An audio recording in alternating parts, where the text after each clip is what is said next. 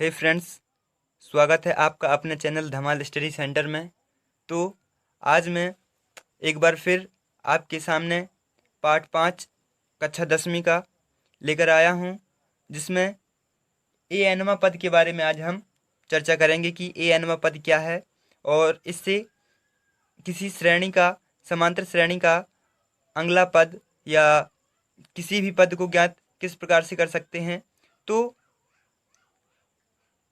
यहाँ पर एक प्रश्न दिया हुआ है जिसमें हमें 30वां पद ज्ञात करना है। एक श्रेणी दी हुई है और इस श्रेणी में हमें 30वां पद ज्ञात करना है। तो सवाल को हल करने से पहले मैं आपको बता दूं कि यदि आपने हमारे चैनल को अभी तक सब्सक्राइब नहीं किया है या आप हमारे चैनल में नए हैं तो आप चैनल को सब्सक्राइब कीजिए और वीडियो को लाइक कीजिए तथा दोस्तों के साथ शेयर कीजिए ताकि वो भी इस वीडियो को देखें और अपनी पढ़ाई की प्रिपरेशन अच्छे तरीके से कर सकें। और कमेंट में हमें बताएं कि आपको मैथ में कहीं समस्या तो नहीं है कि क्या है प्रश्न। यहाँ पर प्रश्न दिया हुआ है कि एक एपी है, एपी 10, 7, 4 का 30वां पद ज्ञात कीजिए। एपी मतलब होता है समांतर श्रेणी, तो इसका हमें 30वां पद ज्ञात करना है। तो 30वां पद ज्ञात करने के लिए हम क्या करते हैं कि सर्वप्रथम हम यहाँ पर मैं बताता हूँ आपको कि यदि आप जिस प्रकार से मैं बताता हूँ और जिस प्रकार से लिख रहा हूँ, यदि आप इसी तरह से पेपरों में, एग्जाम में लिखते हैं तो आपका कोई एक नंबर भी नहीं काट सकता। यहाँ पर हम सबसे पहले क्या करते हैं कि यहाँ पर लिखते हैं कि माना की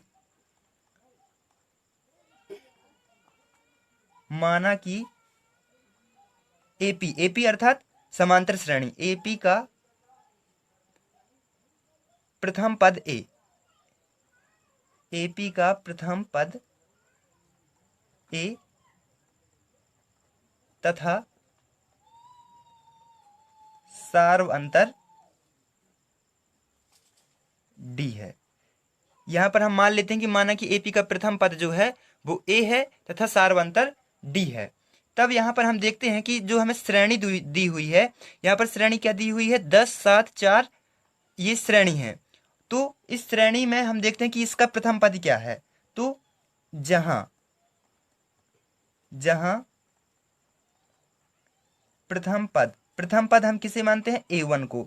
A1 अर्थात ए, और ए बराबर क्या दिया हुआ है, 10 है, क्योंकि प्रथम पद जो पहला पद दिया होता है वही प्रथम पद कहलाता है। यह मैंने आपको पहली वीडियो में बताया था। इससे पहले वाली वीडियो को आप एक बार जरूर देखें, क्योंकि यदि आप वो वीडियो देखते हैं तो आपको ये वीडियो समझने में आसानी होगी और आप इसे बेहतर तरीके से समझ सकते हैं। तो देखिए यहाँ पर जो प्रथम पद है वो 10 है। अब सार्वअंतर जो है, तो सार्वअंतर हम ज्ञात किस प्रकार से करते हैं ये भी मैंने पहली वाली वीडियो में बताया था और इसमें भी बता रहा हूँ कि सार्वअंतर जो होता है उसमें द्वितीय पद में प्रथम पद को घटा देते हैं या तृतीय पद में द्वितीय पद को घटा देते हैं, चौथे पद में तीसरे पद को घटा देते हैं।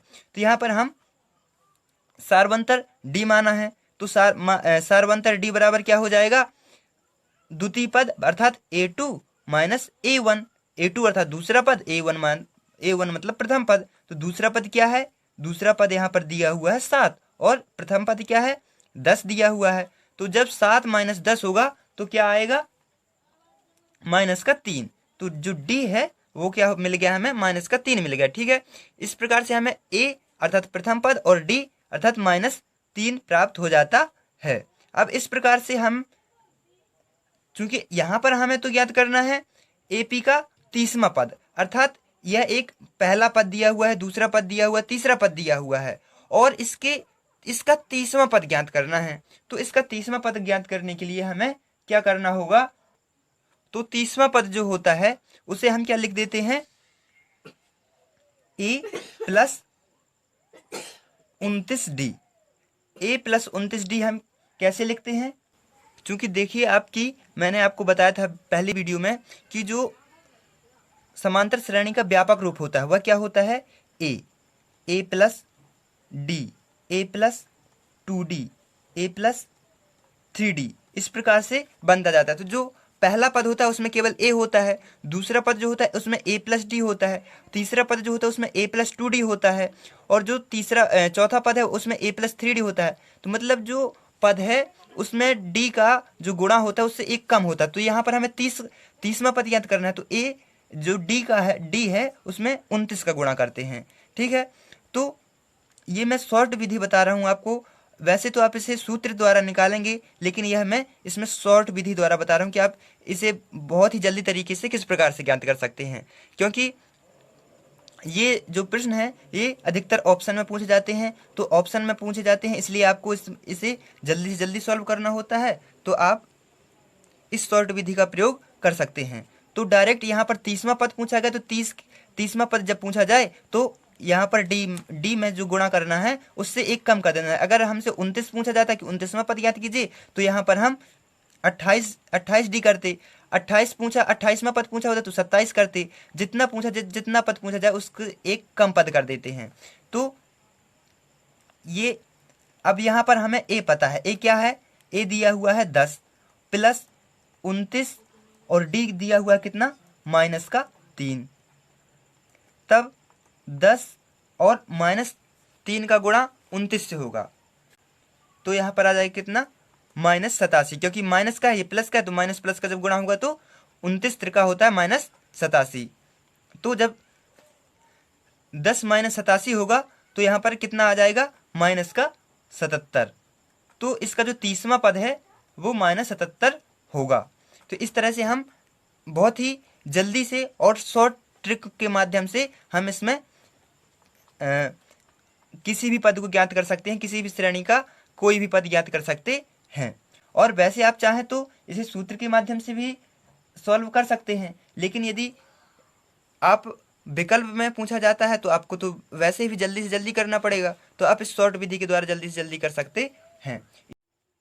इसी के साथ ही यदि आप देखिए, यदि आप इसे सूत्र के माध्यम से हल करना चाहते हैं, सूत्र के माध्यम से भी हल कर सकते हैं। तो सूत्र के माध्यम से आप इसे किस प्रकार से हल कर सकते हैं, देखिए मैं बताता हूँ आपको। यदि हम यहाँ सूत्र के माध्यम से करते हैं यदि, तो यहाँ पर हम मान लेते हैं कि n जो है, अर्थात n मतलब 30वां पद, तो n अर्थात हो जाएगा हमारा 30। तब सूत्र क्या होता है? an = a + n-1 × d। तो 30वां पद ज्ञात करना है तो n बराबर हो जाएगा 30। तो अब हमें 30वां पद ज्ञात करने के लिए यहाँ पर n है तो 30, मतलब अर्थात 30वां पद ज्ञात करना है। और क्या दिया हुआ है? दिया हुआ है 10 प्लस यहाँ पर n 30 है, -1 है 1, और d कितना दिया हुआ है? -3 है।